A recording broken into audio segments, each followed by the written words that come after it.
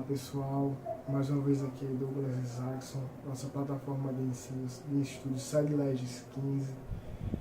Estamos mais uma vez aqui para continuar nossos estudos sobre o artigo 5º, para você que vai fazer a prova da PM, para você que está nessa vida acadêmica de direito, ou só você que se interessa pela nossa querida Constituição.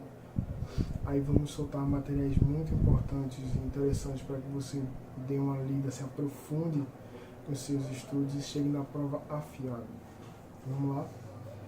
Na aula de hoje a gente vai abordar do inciso 61 até o 70, do nosso querido artigo 5º. O inciso 61 diz o seguinte: ninguém será preso senão em flagrante delito, ou por ordem escrita e fundamentada de autoridade judiciária competente, salvo nos casos de transgressão militar ou crime propriamente militar, definidos em lei.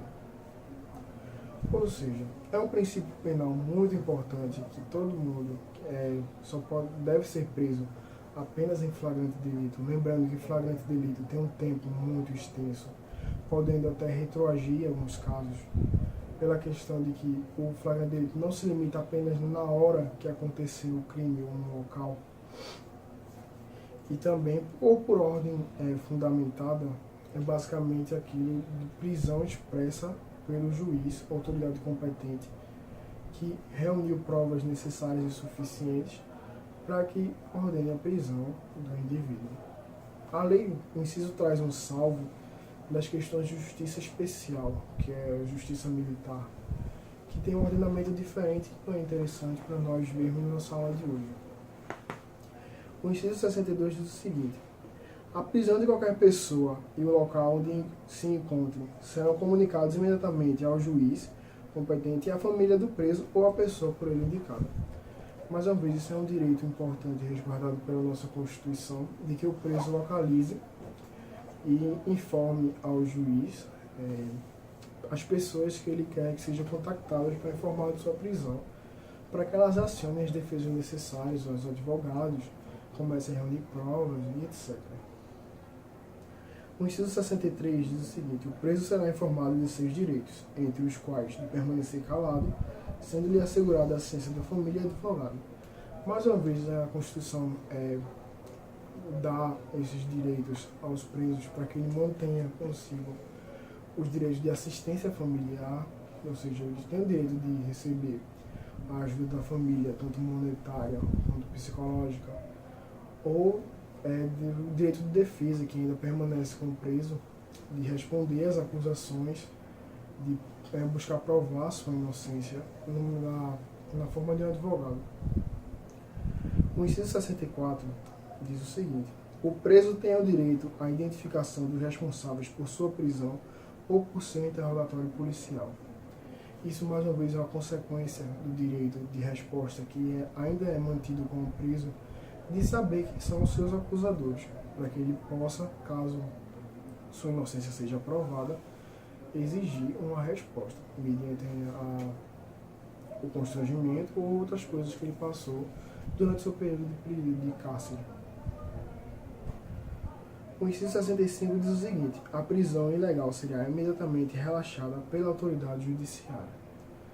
Ou seja, se a prisão for expedida baseado num flagrante falso, por uma autoridade judiciária que não for competente para expedir essa prisão, ela será imediatamente relaxada, porque é uma prisão ilegal. O inciso 66 diz o seguinte: ninguém será levado à prisão ou nela mantido quando a lei admitir a liberdade provisória ou confiança.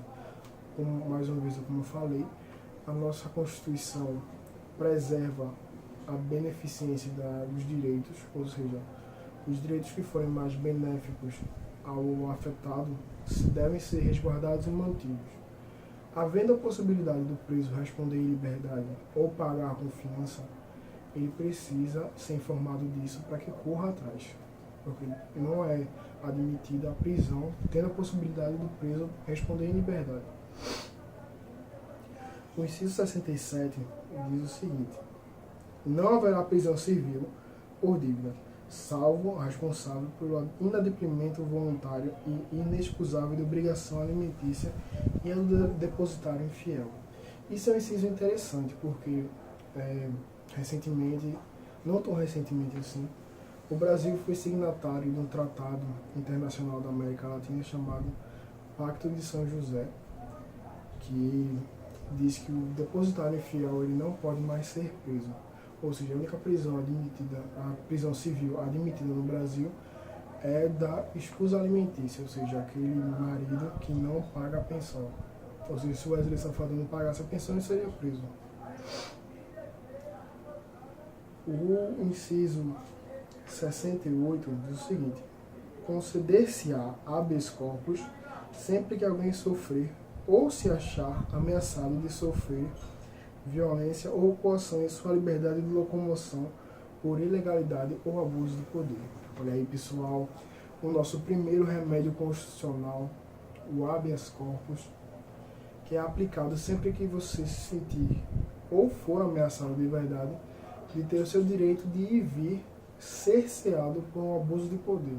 Você pode impetrar o habeas corpus por votar por próprio punho, por conta dos princípios processuais que resguardam isso, ou pela presença de um advogado.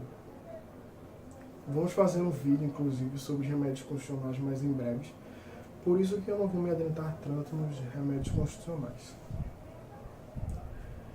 E por último, o nosso inciso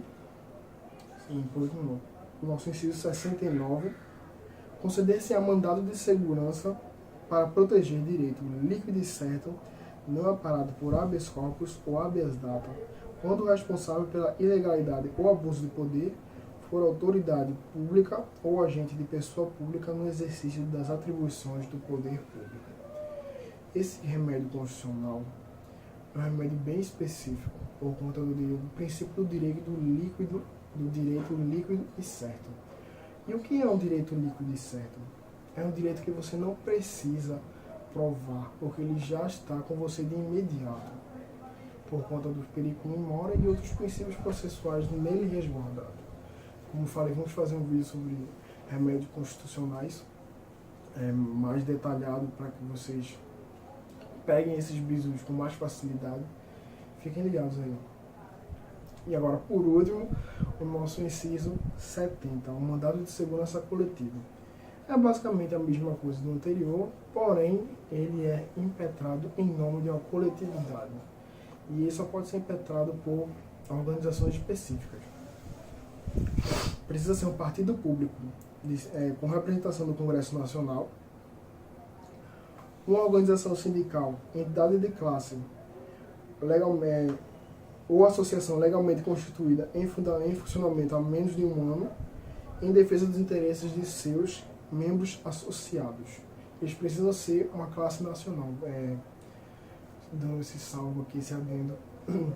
Ou seja, para um partido político adentrar um mandado de segurança coletiva visando proteger direito de seus partidários, ele precisa ter representação no Congresso Nacional, por conta de se tratar de algo muito delicado, como a ideologia da sociedade.